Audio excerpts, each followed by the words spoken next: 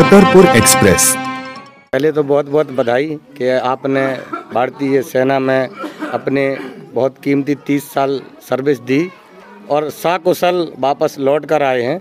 तो वो अनुभव कैसा रहा आपका उन 30 सालों का? परिवार से दूर रहे, गांव से दूर रहे, बहुत से ऐसे मौका थे जो त्यौहार थे, शादियां थीं, आप जिनमें शामिल नहीं हो पाए, बताएं। पहले तो मैं अभिषेक जी आपका धन्यवाद करूंगा। मैं 93 में भर्ती हुआ था और इस दौरान मैंने 93 से लेकर 2023 तक 30 साल सर्विस की है।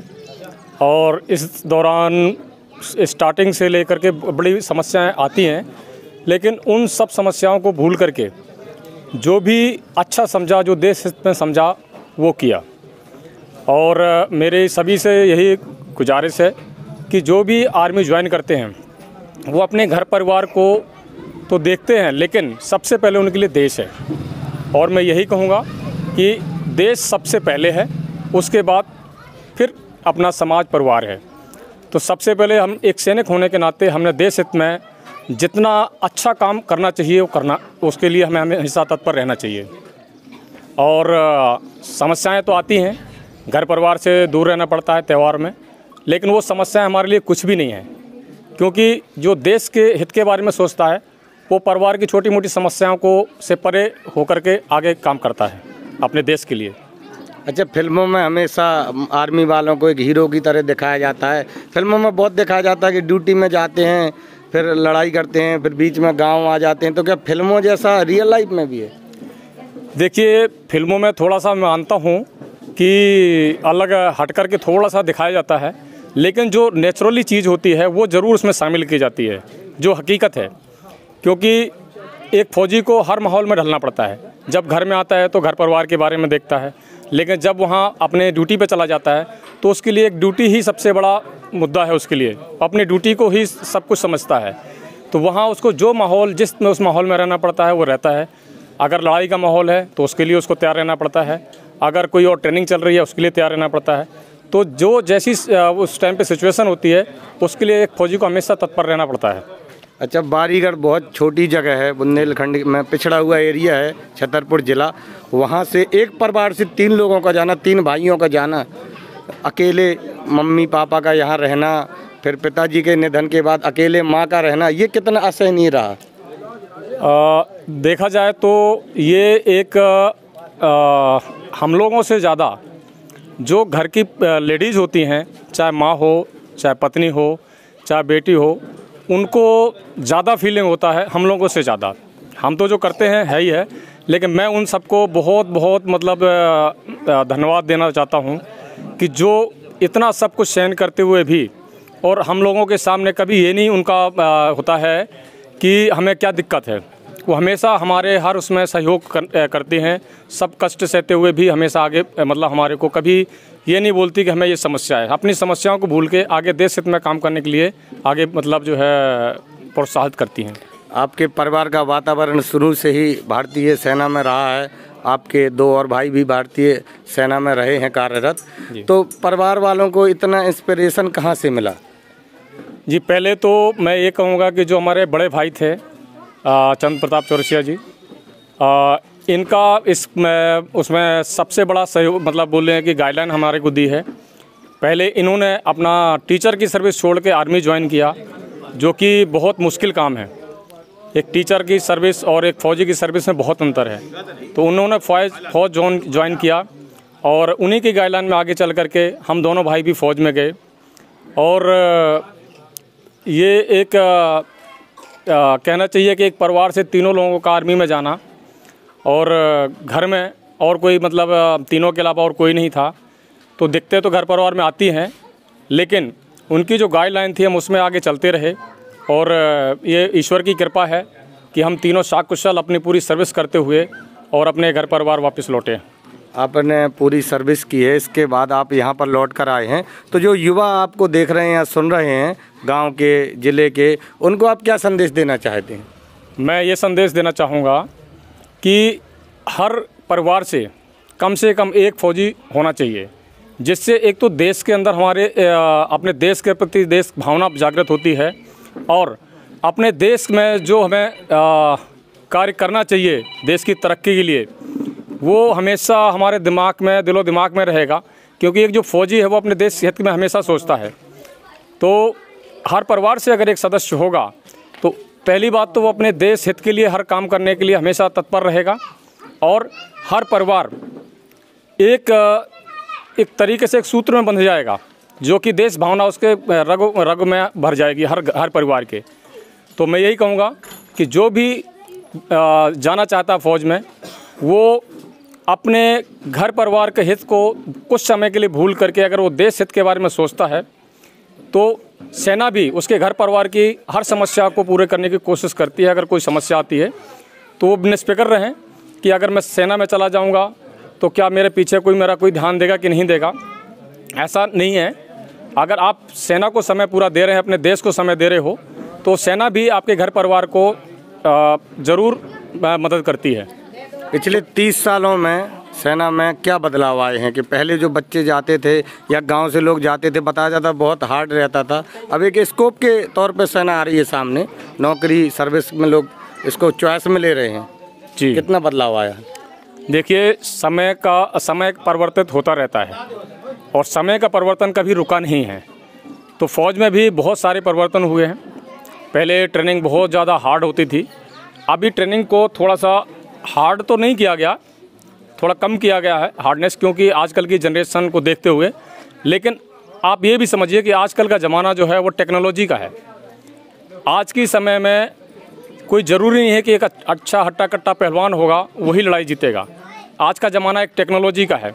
एक छोटा सा बच्चा अगर वो टेक्नोलॉजी में माहिर है तो वो कई लोगों को एक साथ ही मतलब जो है कैजुअल्टी कर सकता है, क्योंकि टेक्नोलॉजी में मैन पावर का इस्तेमाल कम होता है लेकिन दिमाग का इस्तेमाल ज़्यादा होता है। तो आज की डेट में हमारे जो युवा हैं वो बहुत मतलब जो है बुद्धिमान हैं और अच्छे हैं। तो मैं यही कहूँगा कि टेक्नोलॉजी के ऊपर अपना पूरा ध्यान दें और आगे आने वाली जो फोर्स होगी वो पूरी टेक्नोलॉजी से लैस होगी। अब आप आगे किस फील्ड में जाना चाहते हैं? जैसे आप गांव आ गए हैं, आपकी सेवा काल समाप्त हो गया है, तो अब आप किस फील्ड में जाना चाहते हैं? मैं तो यही चाहूँगा कि अभी तक देश सेवा की है और आगे चल करके अभी मेरे को मौका मिला है तो मैं अपने समाज की सेवा करूँ, और साथ में मैं ये चाहूँगा कि जो भी मैं काम करूँ उसमें मेरा समाज और देश हित साथ में जुड़ा रहे। चलिए, तो ये थे मनोज चौरसिया, और एक बार फिर से आपको पुनः बहुत बहुत बधाई भारतीय सेना में सफल सर्विस के लिए। अभी उनके छोटे भाई हमारे साथ हैं। अच्छा, कितना भावुक क्षण रहा कि आपके बड़े भाई 30 सालों की सर्विस करके आए, पूरी उन्होंने सर्विस की, उनकी सर्विस बहुत एक अनुशासन की नौकरी रहती है आर्मी की, तो उन बीच में आप भी वहाँ से आए हैं वापस। कैसा माहौल रहा घर का, और कितना मतलब बताएं कुछ? माहौल तो घर में वैसे ही रहता है जैसे सभी लोगों के साथ में रहता है, बशर्ते अगर भाई एक साथ रहते हैं तो एक अलग माहौल होता है। और एक भाई अगर बाहर है, वो भी देश सेवा में, जिस तरह माँ डरती है हर टाइम पे कि क्या है क्या नहीं है, कभी ना कभी कुछ हो जाए तो पूछती रहती है उसको, कुछ हो गया कुछ तो नहीं है। तो एक डर सा बना तो रहता है, माँ पे बना रहता है, भाइयों पे बना रहता है। लेकिन एक देश सेवा एक अलग ही चीज़ होती है, अलग ही जज्बा होता है उसके अंदर। और अब भाई आ गया तो खुशी तो होती है। तीनों थे, तीनों आर्मी में जाके फिर घर आए और तीनों साथ में हैं, सेफ एंड साउंड है। बहुत खुशी की बात होती है, हम लोगों में आपस में चर्चाएं होती हैं और ये सब बड़ों का, बुजुर्गों का आशीर्वाद है। गांव के उन बड़े बुजुर्गों का आशीर्वाद लगा हमें कि जो हम सकुशल बिल्कुल सही सलामत घर पे आए। बहुत अच्छा लगा। शायद ये छतरपुर ज़िले के इस बारीगढ़ में पहला ऐसा परिवार होगा जिस घर के तीनों बेटे इंडियन आर्मी में जा चुके हैं। बिल्कुल बिल्कुल बिल्कुल पहला ही है, और कई जगह हमने चर्चा भी की। मैं अभी भी चर्चा करता हूँ तो बड़े खुश होते बोलो। बड़ी खुशी की बात है कि आप तीनों भाई और तीनों आर्मी में हैं और बिल्कुल सेफ एंड साउंड। और एक ही यूनिट में हम थे, एक ही यूनिट में, और दो तो एक ही बटालियन में थे और एक अलग बटालियन में।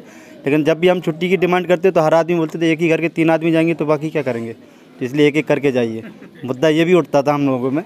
तो हम लोगों को ये लगता था कि ये हमने देशभक्ति तो कर रहे हैं, साथ में हमें एक यहाँ भी एक समझौता करना पड़ेगा आपस में कि क्या करना है। तो उसमें हम समझौता करते थे, एक पहले जाए एक बाद में जाए, ऐसे करते रहते थे आपस में। बहुत बहुत बधाई हो। आज आपके छोटे भाई मनोज चौरसिया जी अपनी 30 साल की भारतीय सेना में सर्विस संपन्न करके सकुशल वापस घर लौट के आए हैं। कैसा महसूस हो रहा, कैसे खुशी हो रही है आप लोगों को? देखिए, मुझे बहुत हार्दिक खुशी है और जैसा कि मैं बताऊं, मेरा नाम चंद्र प्रताप चौरसिया है और मैंने भी सेना में सर्विस की है। सबसे पहले मेरा ही जाना हुआ था, मैं अध्यापक था। उसकी एक अलग कहानी है कि पहले मैं एयरफोर्स में जाना चाहता था, पर पिताजी ने जाने नहीं दिया किसी के कहने की वजह से। और मैं एक कहना चाहिए एक टसन में गया था, क्योंकि यहाँ से एक आर्मी पर्सन थे और उन्होंने मेरे फादर को मना कर दिया था कि आपका लड़का जो है फ़ौज की सर्विस नहीं कर सकता, इसलिए आप उसको मत भेजिए। तो इसलिए उन्होंने एयरफोर्स में नहीं जाने दिया था। और जब ये बात मुझे पता चली कुछ समय के बाद, उस समय मैं टीचर हो गया था, तो फिर मैंने डिसीजन लिया कि नहीं, अब मैं सेना की सर्विस करके ही दिखाऊंगा।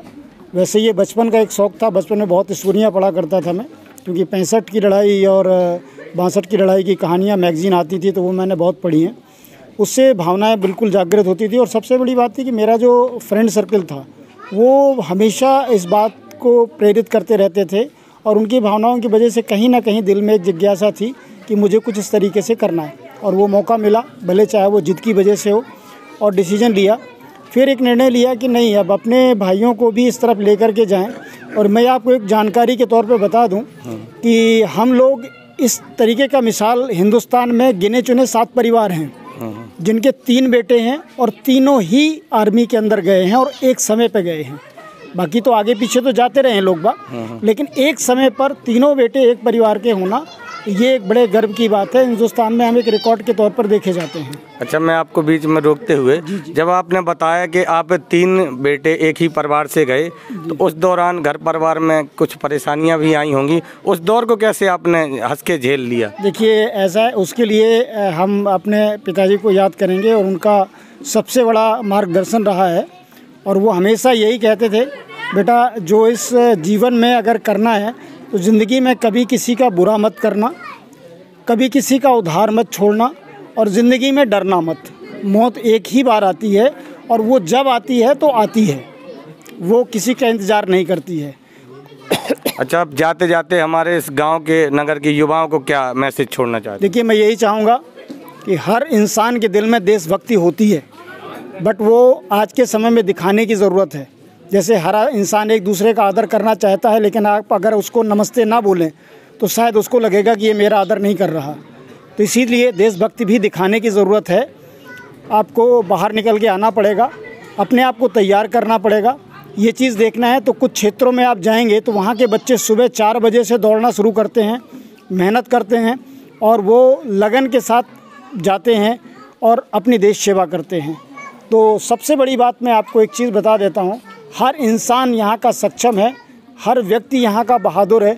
बुंदेलखंड जैसा कि हमारा क्षेत्र है, ये बहादुरों और वीरों का है। और एक चीज़ याद रखिए, आपके अंदर वीरता भरी हुई है, बस दिखाने की ज़रूरत है। हिम्मत करिए, हम सब साथ हैं। हमारे से जितना बन सकेगा, इस क्षेत्र का कोई भी लड़का जाना चाहता है आर्मी में, हमसे जो गाइडलाइन है, हम हर तरीके से तन मन धन से उसकी मदद करने के लिए तैयार हैं। बस उसको निकल के बाहर आना पड़ेगा, यही कहूँगा मैं। बहुत बहुत धन्यवाद।